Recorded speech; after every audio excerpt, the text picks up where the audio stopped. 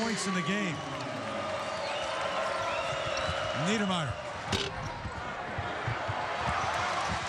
Well, they've had some looks here in the second half.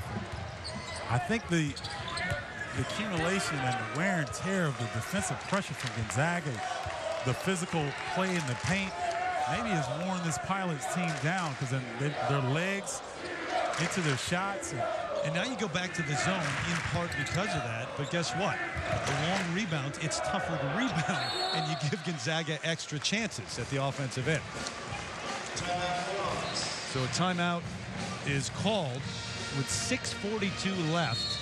And Gonzaga up 62-33. Portland, one of its last 12 from beyond the arc. Tough way to make a comeback bid in the second half. How about the headlines this week? NCAA talking about maybe expanding the tournament to 96 teams.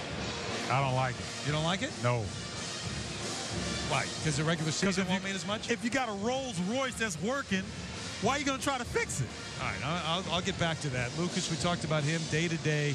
Royce White leaving Minnesota without having played. He had his troubles. Talented, heralded recruit in Minneapolis. The thing is, every time they've expanded the tournament, though, it hasn't hurt it. It's only gotten better and better. Michigan State and Illinois at 9 o'clock Saturday primetime, presented by DirecTV, coming your way. You don't want to take that on, huh? Oh, I do, but I knew we had some bills to pay. So okay. And so we're paying the bills.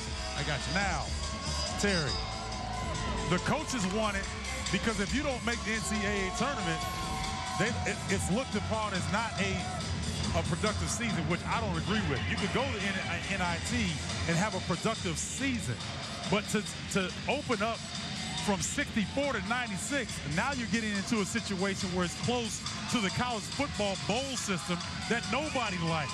You let 50% of the college football teams into the postseason. No. The reason people don't like the college football bowl system, or those who don't like it, is because it's not, they say, decided on the field. It's decided by people putting two teams together for a national championship. You're still playing for it in basketball. Yeah, you're still playing for it, but it's watered down. The college football bowl system is watered down. If you allow more teams in the NCAA tournament, there's not a premium of getting in. But you still decide it on the floor. And you don't remember when it was 32 teams or 48 teams because, it's 65 teams now. That's the way. Hey, we're going to take a look at how Gonzaga ends practice every day, including a couple of imposters. ESPN's exclusive presentation. T. Rowe Price has been a showcase of Gonzaga basketball, 62-33 over Portland. We promised that we'd take a look at how Gonzaga ends practice every day. They do it by shooting half-court shots and do it quickly, I guess. Yeah, as fast as I've ever seen it. That's a fun part of ending practice and part of a ritual of many teams. Yeah, but the primetime players stick the court next. Watch this from Mr. Bardo. Count it for three. And Gannon, see, I got to get a running start. You shoot a jumper from half court. He ain't lost anything, man. Can he go two in a row? Oh, barely missed. Yeah, we do that. Who made the first one today, though? We did it again this afternoon. Our producer, Matt Lip. Yeah, that's it. Walked on the court, hit nothing but cotton on the first try. You know, when What's up with that? When a producer beats two ex-players, I mean, it is a bad night. It's been a bad night for Portland so far, too. I mean, what do you make of this? What Gonzaga has been able to do to a very good basketball team tonight? Well, they made sure that the most important thing that they were doing tonight was defensive pressure on T.J. Campbell. And once they got T.J. out of position, he was uncomfortable. He made turnovers early.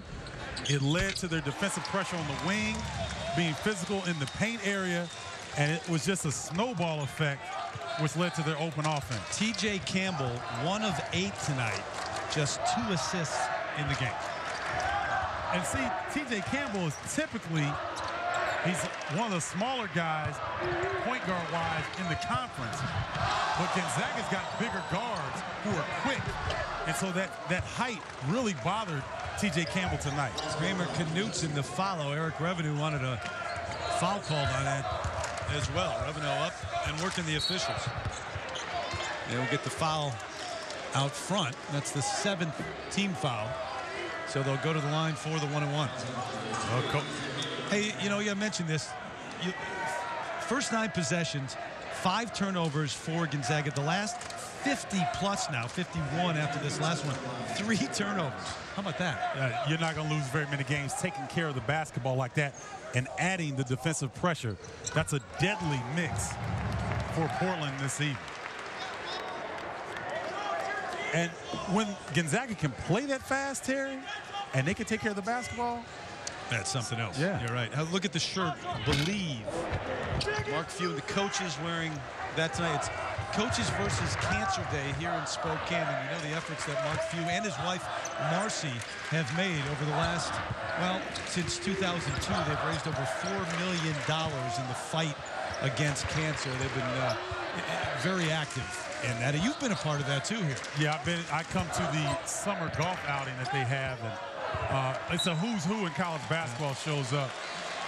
Sean McDonough, Jay Billis, among others that show up, and they do a fantastic job. And it's an emotional night, Terry, the dinner, when you come in and they talk about how cancer has affected everyone in the room and what they're able to do with the money that's raised and some of the recipients.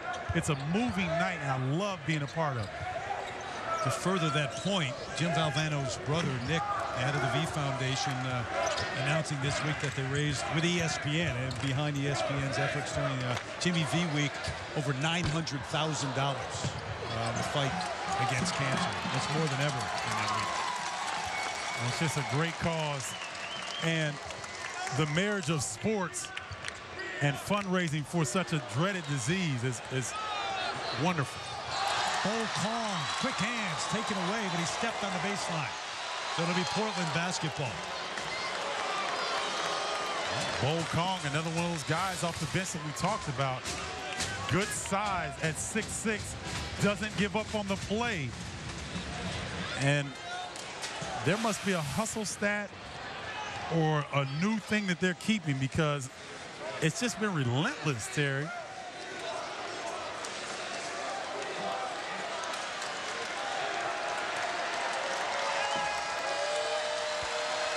Officials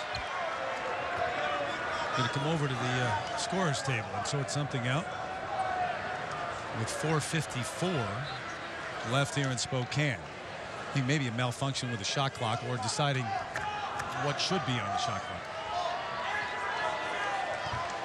Well, it's amazing how fast the conference season has gone. 7 games remain.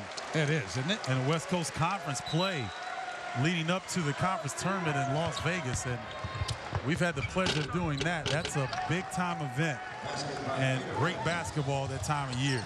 A good jump hook by Niedermeyer. A little pressure now. If you're Eric Revenot, right, at this point in the game, you want your guys, it's an important part not to get into bad habits, not to leave with negative thoughts in your mind, although, you know, this is a loss. Should it stay that way, which is going to be negative, but something positive before you leave. Something positive, and you also have an opportunity to work on some things in this situation that maybe you would not if the score was tied. Campbell lost it, got it back. Niedermeyer reloads and buries the 3. Ethan Niedermeyer, the senior from Lafayette, California. Oh, Eric Revenot is coaching on that sideline like it is a tie ball game, getting the effort out of his players and really trying to get after it. And as you mentioned, Terry, the score